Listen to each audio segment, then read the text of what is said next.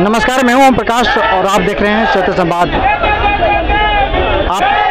मैं आज यहाँ पे खड़े हैं दिल्ली में। दिल्ली के ITO के पास में एक स्टेडियम पड़ता है, उसका नाम है इंदिरा गांधी स्टेडियम। इस इंदिरा गांधी स्टेडियम में चंद्रशेखर आज़ाद ने एक आह्वान किया था अपने बहुजन समाज से कि जो दलित समाज का जो रिजर्वेशन है, जो अधिकार है, उसको ख़त्म किया जा रहा है। इसके चलते जो है चंद्रशेखर आज़ाद ने अपने समाज से 11 सितंबर के लिए एक आह्वान किया था। और आप पीछे देख सकते हैं, यहाँ पे मैं ये कह सकता हूँ कि लाखों की संख्या में बहुजन समाज के लोग, दलित समाज के लोग, शेड्यूल ट्राइब के लोग यहाँ पे इकट्ठा हैं। हमारे पीछे एक छोटी सी बच्ची देख सकते हैं, ये हमारे पीछे इस महानुभाव को आप देख सकते हैं। ये बाबा साहब मानव कांशीराम साहब के साथ 27 साल इन्होंने काम किया है, कदम कदम मिला करके साथ में चला है। सर, क्या नाम है आपका? सर, मेरा नाम सुरेश कुमार है जी। सुरेश कुमार जी। जी, तो आप रविदासिया समाज? मैं रविदासिया धर्म का दिल्ली प्रदेश का सेक्रेटरी हूँ जी। जी, तो हाँ, तो आप देख सकते हैं कि लोग हर एक तरह के लोग यहाँ पे इकट्ठा हैं। और ये इस बच्ची के बारे में मैं थोड़ा बता देना चाहता हूँ कि ये बच्ची जो है अपने जिस इंटर की परीक्षा पास करी है, और उस इंटर की परीक्षा में ये बताया जा रहा है इनके माध्यम से कि 52 साल का रिकॉर्ड इन्होंने 75 साल का अपने स्कूल का रिकॉर्ड इन्होंने तोड़ा है। क्योंकि दलित समाज जो है, इसको पहले पढ़ने का अधिकार नहीं था, और जब जब भी दलितों को कुछ करने का मौका मिला है तो उसने इतिहास रचा है। जी, हाँ, ये बता रही हैं कि भट्टे पे जो है ईंट भट्टा जो होता है, उस भट्टे पे जो है मजदूरी का काम, ईंट पाथने का काम कर करके इन्होंने जो है यहाँ तक पहुँची है। स्कूल टॉप करी है, और बल्कि 75 साल का इन्होंने अपने स्कूल का रिकॉर्ड भी तोड़ा है। बहुत बहुत शुभकामनाएं सबसे पहले आपका। Thank you sir. मैं आपके टीवी चैनल का आभार व्यक्त करना चाहूँगी। यूट्यूब चैनल है? हाँ जी, हाँ। यूट्यूब चैनल का आभार व्यक्त करना चाहूँगी कि आपने मुझे यहाँ पर बोलने का मौका दिया। सर, मेरा नाम ज्योति है, मैं उत्तर प्रदेश की रहने वाली हूँ। कौन से जिला? मेरा जिला शामली लगता है। हाँ। और गांव चुनसार। अच्छा। जी, और मैं अपने गांव के पास में 2 किलोमीटर दूर मेरा स्कूल पड़ता था, वैदिक इंटर कॉलेज कुमाली शामली, जहाँ से मैंने इंटरमीडिएट की परीक्षा पास की है। और अभी फ़िलहाल में 2024 में मैंने 91% के साथ PCM से 75 साल का रिकॉर्ड तोड़ा है अपना। और फिजिक्स, केमिस्ट्री, मैथ? जी, फिजिक्स, केमिस्ट्री, मैथ से ही मैंने अपना कॉलेज का 75 साल का रिकॉर्ड तोड़ा है। वो भी कम नहीं है, क्योंकि मेरे जो पेरेंट्स हैं और मैं खुद भी भट्टे पे काम करती थी, ईंट पाथने का, जो ईंट बनाते हैं वहाँ पे काम करती थी। मैंने देखा है कि कैसे किया जाता है, वो सब मुझे बहुत अच्छे से मालूम है। बहुत ही बढ़िया तरीके से जानती हूँ कि कैसे मेहनत की जाती है। और रही बात यहाँ पर आने की मेरी, तो देखो, अभी सुप्रीम कोर्ट की तरफ से फैसला आया था थोड़े दिन पहले ही कि SC/ST वर्गीकरण क्रीमी लेयर लाने का फैसला किया था। पर मैं कहना चाहूँगी कि क्या सुप्रीम कोर्ट से ये इजाज़त देता है कोई से कि ये आरक्षण में बंटवारा कर सकते हैं? नहीं, क्योंकि हमारे जो बाबा साहब हैं, उन्होंने कॉन्स्टिट्यूशन जो दिया है ना, किसी की बपोती नहीं है, उन्होंने खुद सही है, क्योंकि उन्हें इतना बड़ा ओहदा मिलने पर भी उन्होंने दलित होने के कारण उन्होंने इतना अपमान सहा है, बट फिर भी वो हारे नहीं, वो चलते गए, संघर्ष करते चले गए। पूरे संघर्ष करने के बावजूद जो है थोड़ा बहुत अधिकार हमें मिला है। उस अधिकार को भी ये सरकार और ये जो कोलिजन सिस्टम में बैठे हुए जो तथाकथित जो जज हैं, वो छीन लेना चाहते हैं। आप ये कहना चाहती हैं? बिल्कुल सर। SC/ST के जितने भी बैठे हैं पार्लियामेंट में, जो इस चीज़ के समर्थन में है, मैं उन्हें कहूँगी कि वो अपनी कुर्सी छोड़ दें, क्योंकि वो भी आरक्षण की वजह से ही वहाँ पर बैठे हैं। वो अपनी हिम्मत से नहीं बैठे, जिस दिन अपने दम से बैठेंगे तब समर्थन करना, क्योंकि SC/ST में वर्गीकरण करने से हम सब में वर्गीकरण हो रहा है, क्योंकि SC/ST समाज के लोग भाई भाई हैं,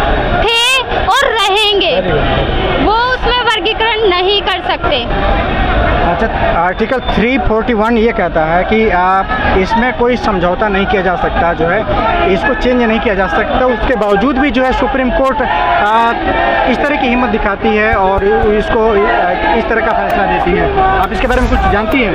ऐसी देखो, जो सुप्रीम कोर्ट ने फैसला दिया है, जिस जज ने मीटिंग बनाई थी, वो कमेटी थी, उनमें मुझे बता दो कितने SC वर्ग के, ST वर्ग के जज थे? कोई नहीं थे। तो कैसे हिम्मत हुई उन्हें ऐसा फैसला देने की? क्योंकि वो ही सोच रहे हैं कि बस हमसे ही चलता है। मैं कहती हूँ कि जनता से सब कुछ चलता है। अगर जनता अपने पे आए ना, फिर उन्हें रोना पड़ेगा।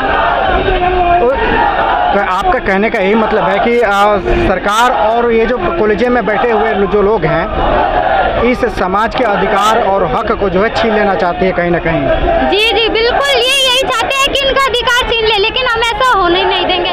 क्योंकि हमारा इतना सा छोटा सा बच्चा भी ये जानता है कि हमारा क्या अधिकार है। हर किसी को पता है कि हमारा क्या ड्यूटीज है, क्या अधिकार है, और जागरूक होना भी चाहिए। हमारे जो चंद्रशेखर भाई है जागरूक कर रहे हैं इन सब चीज के लिए।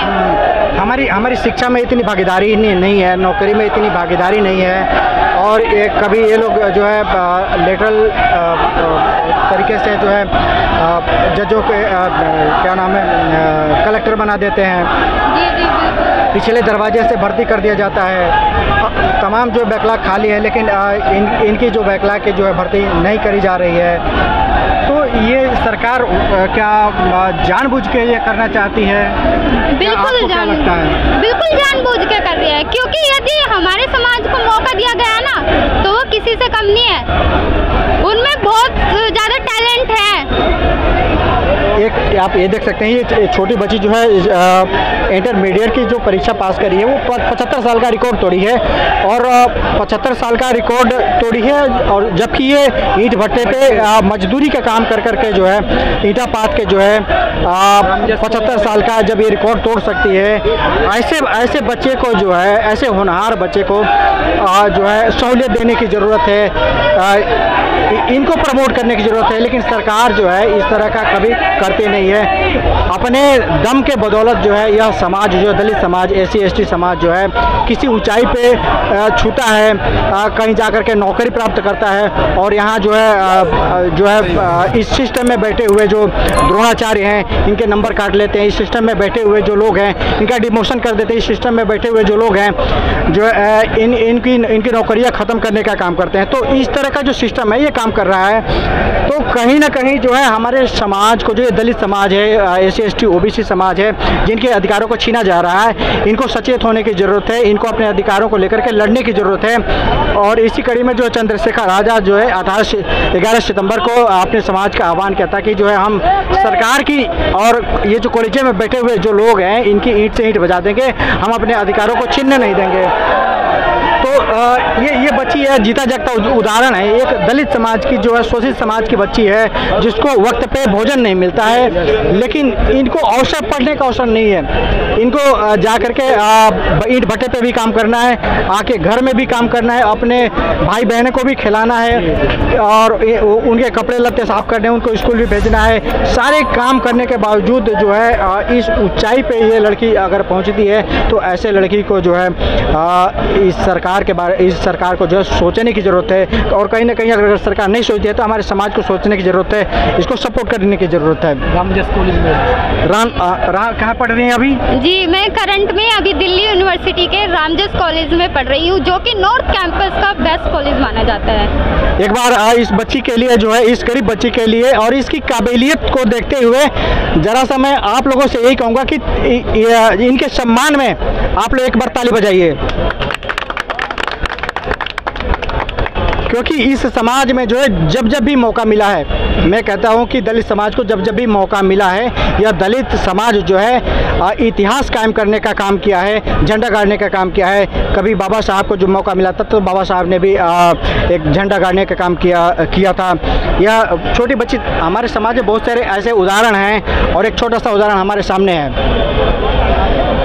तो कहीं ना कहीं जो है समाज को जो गरीब तबके के जो लोग हैं इनको सपोर्ट करने की ज़रूरत है। समाज को भी मैं अपील करूंगा कि अपने आसपास देखिए जो होनहार जो बच्चे हैं, तो जो SC/ST समाज के जो होनहार बच्चे हैं उनको आप जो है मिल करके सपोर्ट करिए, उनको आगे बढ़ाइए, उनको एजुकेट करिए, क्योंकि बाबा साहब ने कहा था कि शिक्षित बनो, संगठित बनो और संघर्ष करो। तो शिक्षित अपने आप नहीं, उसमें आपकी भागीदारी सुनिश्चित करनी पड़ेगी। आपको अपनी भागीदारी की सुनिश्चित करनी पड़ेगी कि आप कितना लोगों को एजुकेट कर रहे हैं, कितना लोगों को शिक्षित कर रहे हैं। आपको स्वयं शिक्षित होना है और अपने आसपास के लोगों को भी शिक्षित करना है। बाबा साहब का इशारा यही था। जय भीम, बहुत बहुत धन्यवाद आप सबका जो कि आप लोग आए, अपनी बात रखे। बेटा जय भीम। जय भीम, जय गुरुदेव, जय भारत। Thank you.